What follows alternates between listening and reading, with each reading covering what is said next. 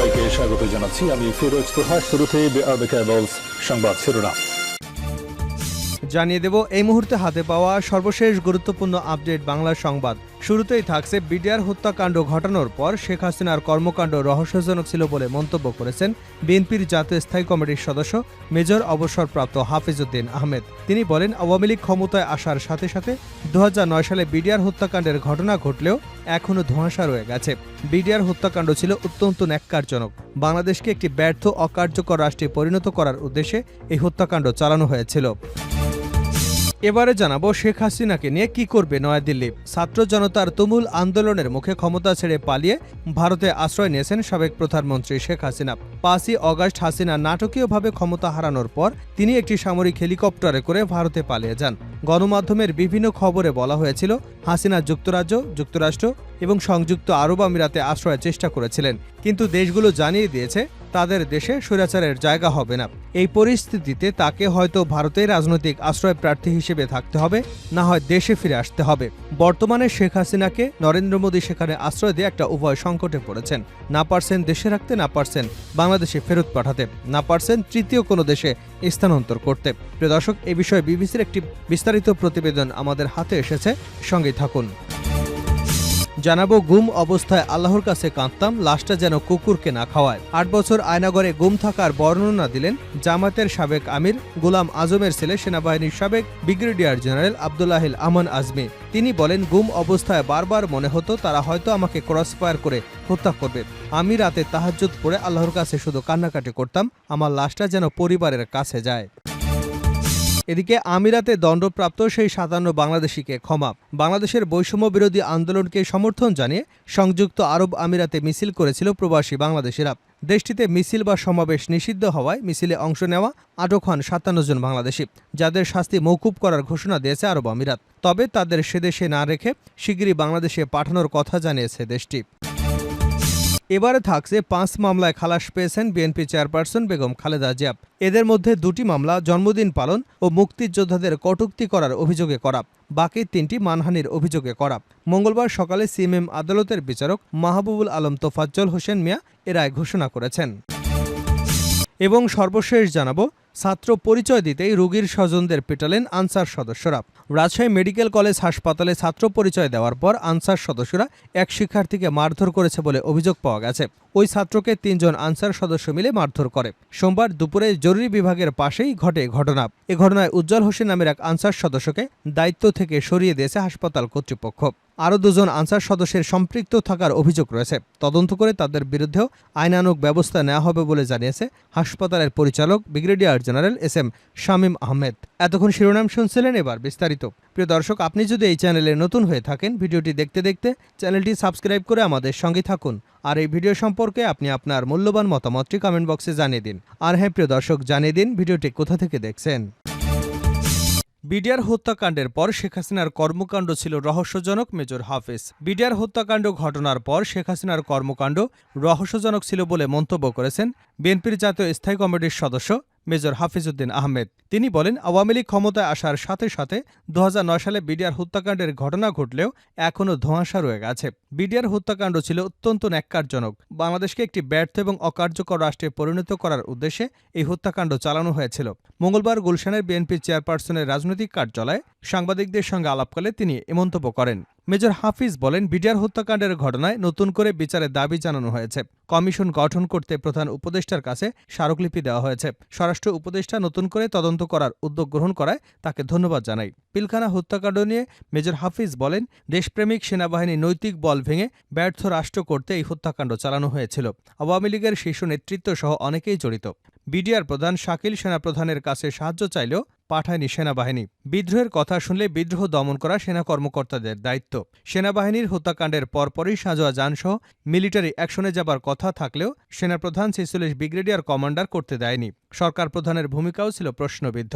সুবেদারকে বাহিনীর প্রধান করা নজির পৃথিবীর ইতিহাসে নেই উল্লেখ করে মেজর হাফিজ বলেন, সরকার প্রধান এবং সরকারি দলের যোগসাজশেই বিডিআর হত্যাকাণ্ড হয়েছিল। হত্যাকাণ্ডের পর কয়েকটি কমিশন করলেও সেগুলোর কোনো কার্যক্রম দেখা যায়নি। সেনাবাহিনীর ইনকোয়ারি রিপোর্টগুলো অন্ধকারে রয়ে গেছে। মেজর হাফিজ বলেন, আওয়ামী লীগের সরকার বিডিআর হত্যাকাণ্ডের সুষ্ঠু পরিণতির কোনো ব্যবস্থা করেননি। জেনারেল মইনের কারো কাছ থেকে কোনো নির্দেশের প্রয়োজন ছিল না, তারপরও ব্যবস্থা নেয়নি। সেনাবাহিনীর মনোবল ধ্বংস করতে এই হত্যাকাণ্ড ঘটানো হয়েছিল। শেখ হাসিনা অফিসারদের নিয়ে বৈঠক করলে সেখানে হত্যাকাণ্ডের বিচারের দাবি করা ৫০ থেকে ৬০ জন অফিসারকে চাকুরি ছাড়তে বাধ্য করা হয় বলে মন্তব্য করেন মেজর হাফিজ। সেনাবাহিনীতে পুনর্বহালের আহ্বান জানান তিনি। পুনঃতদন্ত সঠিকভাবে করতে বিএনপি সহযোগিতা করবে বলেও আশ্বাস দিয়েছেন তিনি। হাফিজউদ্দিন আহমেদ বলেন, প্রতিবেশী দেশের আজ্ঞাবহ প্রতিষ্ঠান আওয়ামী লীগকে দলীয়করণ এমনভাবে করেছে যে জেনারেলরা কথা বলে যেন ছাত্রলীগের নেতারা বক্তব্য দিচ্ছে। সেনাবাহিনীকে ধ্বংস করার প্রাথমিক পদক্ষেপ বিডিআর হত্যাকাণ্ড। দেশের সার্বভৌমত্ব ধ্বংসে যেসব দল দেশ ভূমিকা নিয়েছে তাদের মুখোশ উন্মোচন করতে হবে। হাসিনাকে নিয়ে কি করবে নয়াদিল্লি? ছাত্র জনতার তুমুল আন্দোলনের মুখে ক্ষমতা ছেড়ে পালিয়ে ভারতে আশ্রয় নিয়েছেন সাবেক প্রধানমন্ত্রী শেখ হাসিনা। ৫ই অগাস্ট হাসিনা নাটকীয়ভাবে ক্ষমতা হারানোর পর তিনি একটি সামরিক হেলিকপ্টারে করে ভারতে পালিয়ে যান। গণমাধ্যমের বিভিন্ন খবরে বলা হয়েছিল শেখ হাসিনা যুক্তরাজ্য, যুক্তরাষ্ট্র এবং সংযুক্ত আরব আমিরাতে আশ্রয়ের চেষ্টা করেছিলেন, কিন্তু দেশগুলো জানিয়ে দিয়েছে তাদের দেশে হাসিনার জায়গা হবে না। এই পরিস্থিতিতে তাকে হয়তো ভারতেই রাজনৈতিক আশ্রয় প্রার্থী হিসেবে থাকতে হবে, না হয় তাকে দেশে ফিরে আসতে হবে। বিবিসির প্রতিবেদন। এখন দেখার বিষয় ভারত হাসিনার বিষয়ে কী সিদ্ধান্ত নেয়। তবে অনেক বিশ্লেষক মনে করছেন, যদি হাসিনা স্থায়ীভাবে ভারতে অবস্থানের সুযোগ পান তাহলে তা দিল্লিকে বাংলাদেশের বর্তমান সরকারের সঙ্গে সম্পর্ক গড়তে চ্যালেঞ্জ তৈরি করবে। যদি এমনটাই ঘটে তাহলে দিল্লির কূটনৈতিক মারাত্মকভাবে প্রশ্নবিদ্ধ হতে পারে, কেননা ভারতের কাছে বাংলাদেশ শুধুমাত্র প্রতিবেশী দেশ নয়, দিল্লির কৌশলগত অংশীদার হচ্ছে বাংলাদেশ। এছাড়া ভারতের সীমান্ত নিরাপত্তার জন্য অত্যন্ত গুরুত্বপূর্ণ ঘনিষ্ঠ মিত্র হচ্ছে বাংলাদেশ। বিশেষ করে উত্তর পূর্ব রাজ্যগুলো ভারতের জন্য বাংলাদেশ খুবই গুরুত্বপূর্ণ। এতে বলা হয় দুদেশের মোট সীমান্ত ৪,০৯৬ কিলোমিটার। এর মধ্যে ভারতের উত্তর পূর্ব রাজ্যগুলোতে যদি কোনো বিদ্রোহ দেখা দেয় তাহলে তা বাংলাদেশের সাহায্য ছাড়া মোকাবেলা করা কঠিন হয়ে পড়বে, কেননা রাজ্যগুলোর গোষ্ঠীগুলো নিরাপদ আশ্রয়ের জন্য বাংলাদেশে প্রবেশ করা তুলনামূলকভাবে খুবই সহজ। ২০০৯ সালে শেখ হাসিনা আওয়ামী লীগ ক্ষমতায় আসার পর জাতিগত বিদ্রোহীদের দমন করতে ভারত তেমন কোনো বেগ পোহাতে হয়নি, কেননা হাসিনা ভারতের সাথে বেশ কয়েকটি সীমান্ত বিরত বন্ধুত্বপূর্ণভাবে নিষ্পত্তি করেছিল। সীমান্ত নিরাপত্তার মূল্যে থাকলেও আর্থিক দিকও এখানে বেশ গুরুত্বপূর্ণ। হাসিনার ১৫ বছরের শাসন আমলে দুই দেশের মধ্যে বাণিজ্য সম্পর্কের বিকাশ ঘটে। ভারত তার উত্তর পূর্বাঞ্চলীয় রাজ্যগুলিতে পণ্য পরিবহনের জন্য বাংলাদেশের সড়ক, নদী এবং রেলপথ ব্যবহারের সুযোগ পেয়েছে। ২০১০ সাল থেকে ভারত অবকাঠামো উন্নয়ন প্রকল্পের জন্য বাংলাদেশকে $৭ বিলিয়ন বেশি ঋণ দিয়েছে। তবে হাসিনার এমন আকস্মিক ক্ষমতা হারানোয় পুনরায় বাংলাদেশের সাথে সম্পর্ক পুনরুদ্ধার করা দিল্লির জন্য বেশ কঠিন হয়ে পড়েছে। গুম অবস্থায় আল্লাহর কাছে কাঁদতাম, লাশটা যেন কুকুরকে না খাওয়ায়। ৮ বছর গুম থাকার বর্ণনা দিলেন জামায়াতে ইসলামের সাবেক আমির গোলাম আজমের ছেলে, সেনাবাহিনীর সাবেক ব্রিগেডিয়ার জেনারেল আব্দুল্লাহিল আমান আজমি। তিনি বলেন, গুম অবস্থায় বারবার মনে হতো তারা হয়তো আমাকে ক্রসফায়ার করে হত্যা করবে। আমি রাতে তাহাজ্জুদ পড়ে আল্লাহর কাছে শুধু কান্নাকাটি করতাম, আল্লাহ আমার লাশটা যেন কুকুরের খাদ্যে পরিণত না হয়, আমার লাশটা যেন আমার পরিবারের কাছে যায়। মঙ্গলবার রাজধানীর জাতীয় প্রেস ক্লাবের মিলনায়তনে আয়োজিত এক সংবাদ সম্মেলনে তার গুমের এমন বর্ণনা দিতে গিয়ে তিনি বারবার কেঁদে ফেলছিলেন। তবে তিনি সশরীরে সংবাদ সম্মেলনে উপস্থিত হননি, অনলাইনে ভার্চুয়ালি কথা বলেন। আব্দুল্লাহিল আমান আজমি বলেন, যখন আমার বাসায় তারা আসলো তখন তাদের কাছে আমি জানতে চেয়েছিলাম আপনারা কারা, পরিচয় কি, পরিচয়পত্র দেখান। আমাকে ধরে নিয়ে যাবার জন্য কোনো ওয়ারেন্ট আছে কিনা তা আমি জানতে চেয়েছিলাম। তারা আমার কথার জবাব দেননি, আমার সঙ্গে খুব খারাপ ব্যবহার করে। এক পর্যায়ে আমাকে নিয়ে গাড়িতে চোখ বেঁধে দেয়, আমার চোখ মুখ বাঁধা অবস্থায় একটা জায়গায় নিয়ে গেল, সেখানেই ফেলে রাখা হয়, অন্ধকার এক ঘরে। সেখানে দিন নাকি রাত এসব কিছু বোঝা যেত না, টয়লেটে যেতে চাইলে চোখ বেঁধেই নিয়ে যেত। তিনি বলেন, আমি গেল ৮ বছর সেখানে বন্দী থাকা অবস্থায় পৃথিবীর কোনো আলো দেখিনি, আকাশ দেখিনি, সূর্য দেখিনি। প্রতি রাতেই ক্রসফায়ারের ভয় থাকত।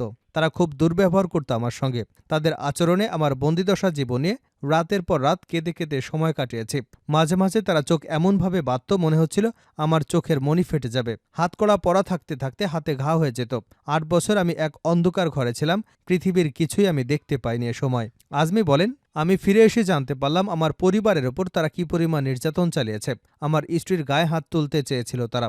এক পর্যায়ে আমার স্ত্রীকে তুলে নিতে চাইলে স্ত্রী আমার মাকে সঙ্গে নিতে বলে, তখন তারা তাকে নেয়নি। এ সময় আমার বাড়ির যুবতী কাজের মেয়ে তার উপরও হাত চালিয়েছে। বাসার ম্যানেজার এবং দারোয়ান সহ সবার উপরই তারা হামলা করেছে। বাংলাদেশ জামায়াতে ইসলামের সাবেক আমির মরহুম গোলাম আজমের মেজো ছেলে, সেনাবাহিনীর সাবেক ব্রিগেডিয়ার জেনারেল আব্দুল্লাহিল আমান আজমি গত ৬ অগাস্ট মুক্তি পান আয়নাঘর থেকে।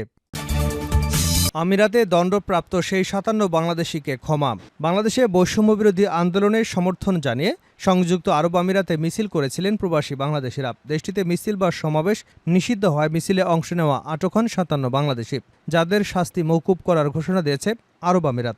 তবে তাদের সেই দেশে না রেখে শিগগিরই বাংলাদেশে পাঠানোর কথা জানিয়েছে দেশটি।